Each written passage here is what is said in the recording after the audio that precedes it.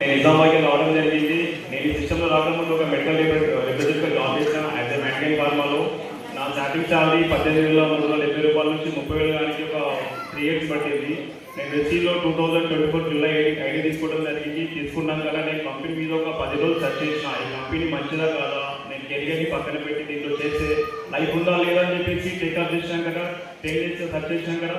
అప్పుడు ఓకే ఇచ్చింది. ఓకే ఇచ్చిన 2 మంత్స్ పార్ట్ టైంగా జాబ్ చేశాను. దాంతోపాటు పార్ట్ టైంగా బిజినెస్ టేకప్ చేశాను. దాని తర్వాత నేను 2 మంత్స్లోనే రూరల్ డేటర్ అయ్యా. దాని తర్వాత సప్లిమెంట్స్ అగ్రికల్చర్గా వాటికి ఇవ్వడం జరిగింది. మంచి రిజల్ట్ రావడం జరిగింది. ఈరోజు గ్రేట్ఫుల్ ఏంటంటే ఈరోజు మార్నింగ్ 5:30కి మన సప్లిమెంట్స్ వాడి ఒక బేబీ బాయ్ పుట్టడం జరిగింది. 3.5 kg. ఇది నా టీంలో 8 బేబీ బాయ్, 6 బేబీస్ 2 బాయ్. ఇంకొక గ్రేట్ విషయం ఏంటంటే ఈరోజు మా great mentor Chandu sir birthday రోజే నా టీంలో ఒక బేబీ బాయ్ రావడం గ్రేట్ఫుల్గా ఫీల్ అవుతున్నా.